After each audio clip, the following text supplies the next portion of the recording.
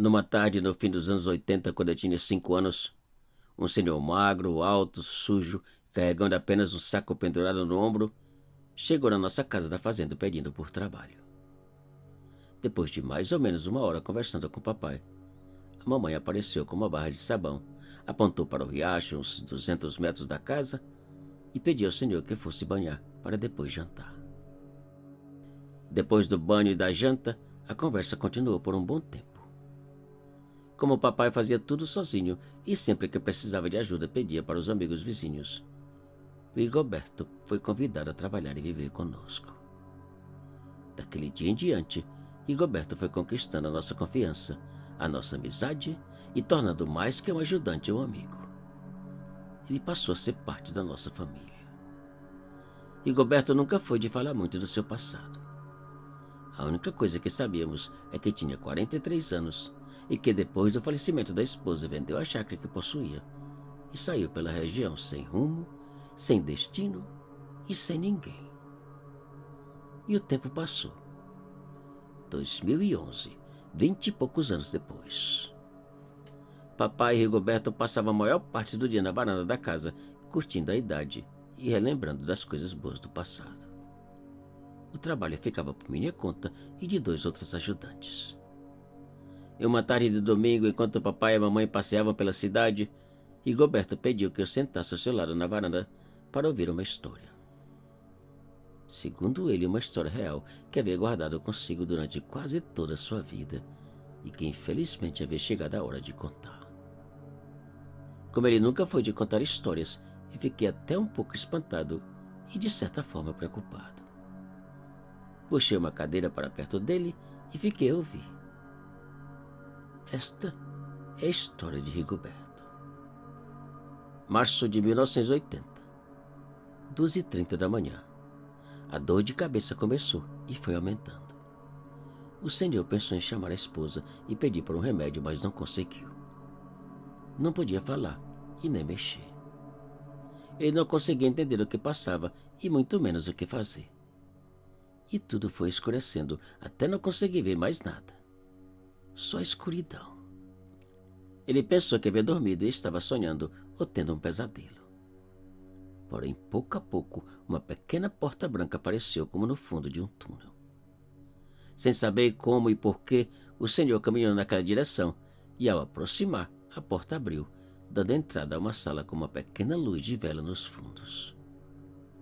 E logo em seguida, uma outra vela acendeu. E outra.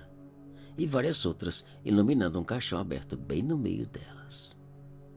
Porém, o mais estranho para o senhor não foram as velas e nem o caixão.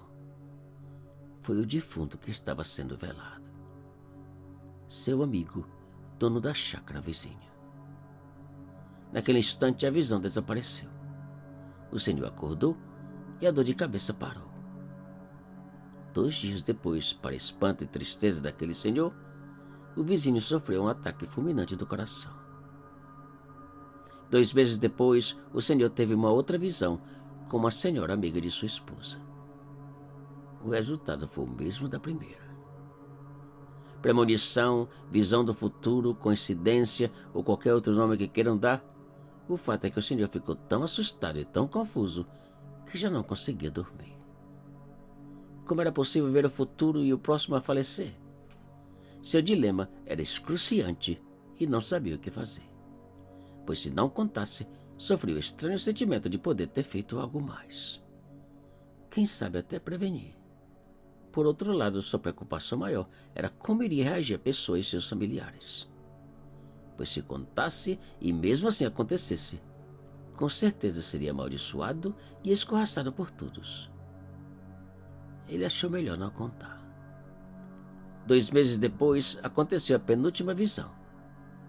A mais triste e dolorosa de todas. Por volta do mesmo horário, 2h30 da manhã, a dor de cabeça começou e ele já sabia o que iria acontecer. Já conhecia a maldita rotina de core salteado. Primeiro a escuridão, segundo a porta, terceiro as velas e por último o caixão aberto. E dentro daquele caixão estava o corpo da sua amada esposa. No dia seguinte, depois de insistir e implorar, a esposa resolveu fazer uma consulta com o médico da cidade. De nada adiantou. 2 dias depois, sua esposa sofreu um ataque cardíaco e faleceu. 2 semanas depois do enterro, o senhor vendeu tudo o que tinha e afastou para sempre de todos que conhecia. E a história acabou. Rigoberto levantou, caminhou até o peitoril da varanda e ficou a olhar para o nada com uma expressão de tristeza e dor. Eu aproximei, coloquei um braço ao redor de sua cintura e perguntei: Rigoberto, quem era o senhor da história?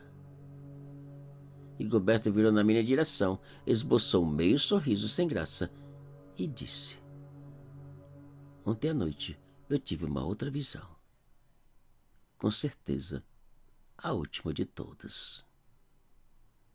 2 dias depois, nosso amigo e parente Rigoberto faleceu.